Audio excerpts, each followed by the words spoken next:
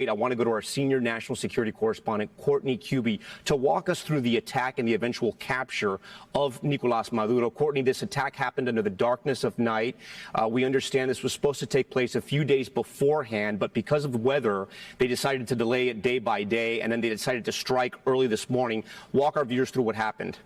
Yeah, but notably, one point on the weather time that I've been struck by is the fact that there was actually a pretty full moon last night, which generally special operators like this don't want. They want as much darkness as possible. That does not include a full moon. But you're right. Officials telling us that, in fact, the president actually authorized this action days ago, more than a week ago, and that has now been essentially an hour-by-hour wait to see when the final go-ahead would happen. We now know, as you mentioned, that it started overnight last night, now about 9 hours ago, these first explosions. We don't have a whole lot of detail about exactly what the U.S. military component was here. The president, in first announcing this on Truth Social, called these U.S. strikes, not airstrikes.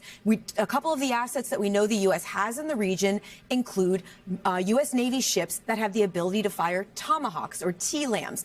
Those are missiles that can fire and strike in a very precise location and give the military standoff capability. Essentially, that means that they can fire them from far enough back that those that are doing the firing, the ship itself, is not necessarily in danger should wherever they're trying to strike try to counter strike against them. But the social media videos that we have been seeing do appear to show U.S. military helicopters. It looks like U.S. Chinooks. Those are generally people movers. It wouldn't surprise me, Tom, if we learned that President Maduro and his wife were put on those, or some of the U.S. officials who went in for that ground operation went in on those Chinooks. We also know that the 160th Special Operations Unit, that is of course, you may have heard of them, the Night Stalkers. They were involved in the raid that took out Osama bin Laden in 2011.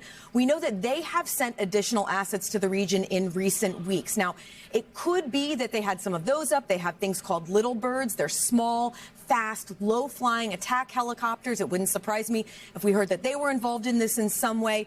And then we are also seeing indications that there may have been U.S. Ospreys up. It wouldn't surprise me, again, if those were also used to carry Nicolás Maduro and his wife out of the country and potentially to bring U.S. troops in. But one of the biggest questions that we have, we're hoping we get some fidelity from President Trump and others at this news conference in only moments, is exactly what authorities were used here. So in other words, who was the lead on this operation? If in fact the justification, the legal justification, was to go in and take out Nicolás Maduro because of the indictment against him for narco trafficking and other alleged offenses, then was the U.S. military used for that? And if so, under what authorities? Again, Tom, the other thing that is we're really hoping we get some answers on is the U.S. military in this took strikes on a sovereign nation's military. These were Venezuelan military locations that were targeted in some of the video that you see here.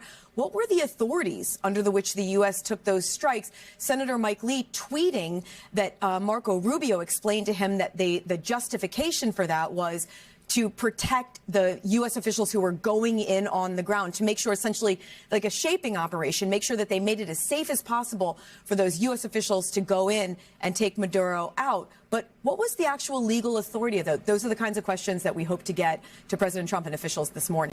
We thank you for watching, and remember, stay updated on breaking news and top stories on the NBC News app or watch live on our YouTube channel.